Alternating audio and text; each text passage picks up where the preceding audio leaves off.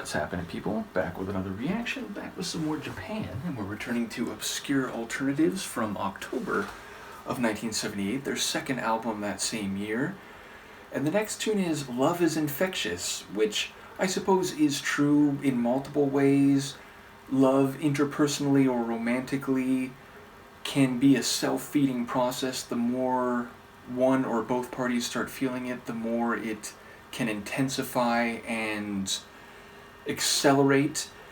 Of course, it can also be about paying it forward or love in a social or familial way, where the expression of love, either in a gesture or a sympathetic action or a helpful and supportive manner, can lead to the recipient feeling that emotion and love and being inclined to reciprocate and or spread it in other directions.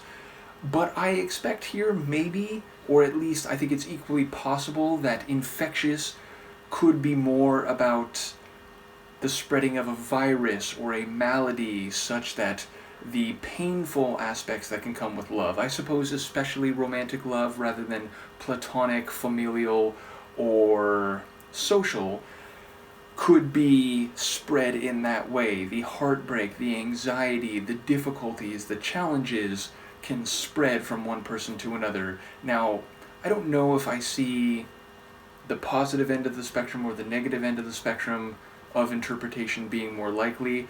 Perhaps it will address both sides. Perhaps it will be infectious in a way that's not necessarily either of those possibilities specifically. So I'll see what I can catch on a first listen. This is Japan.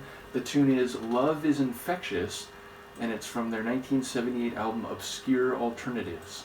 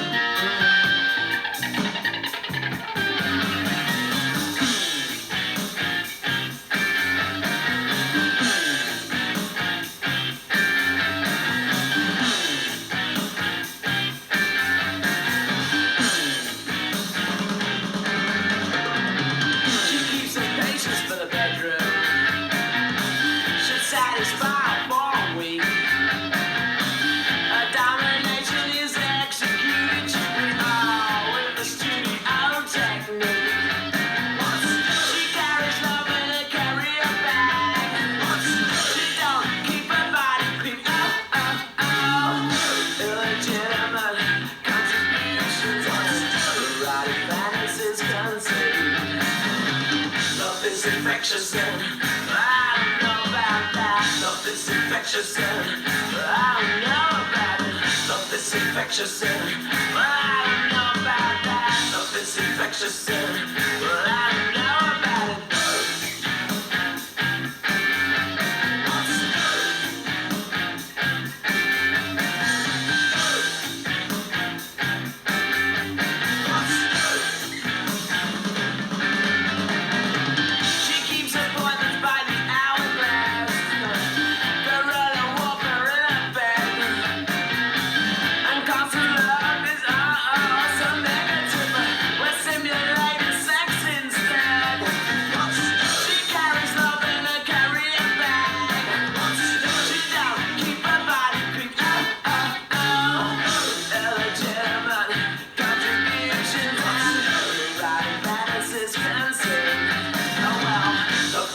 Infectious and I don't know about that. Love is infectious and well, I don't know about it. Love is infectious and I don't know about that. Love is infectious and I don't know about it.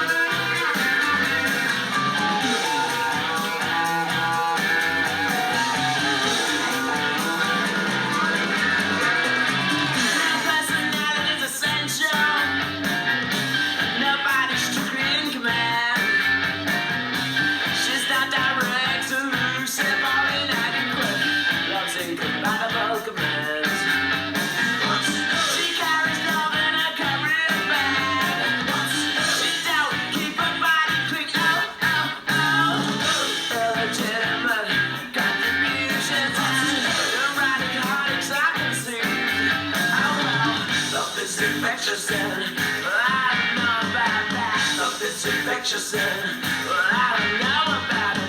Love is infectious and I don't know about that. Love is infectious and I don't know about it.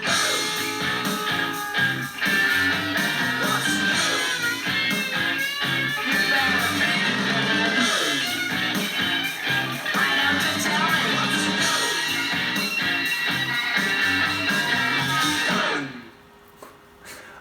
I felt that right as it was happening. So, yeah, I mean, lyrically, I don't quite know what's happening. I was thinking after it started that, okay, there's a more literal reading. Love, physical intimacy can be infectious in a notably unpleasant way, and viral pathologies being passed from one to another through sexual activity, but I don't know if that's necessarily happening here. We certainly hear reference to, like, erotic fantasies and what was it, like something about keeping her body clean, but then also, what was the other line? There was another phrase that kept coming around. Like, what was it, illegitimate contributions, something like that. But then he's saying, what is it, love is infectious, but I don't know about that. And at first I was thinking, like, I don't know about that, as in skepticism, like, I'm not sure about that, which may be the meaning. But then I was thinking maybe it's, but I don't know about that, like, I have no experience, so I don't have an educated opinion or an informed opinion in regard to that idea. So, yeah, I don't quite know which of either of those is more accurate, and overall, I didn't catch enough of all of the lines to really have a sense for what's happening here.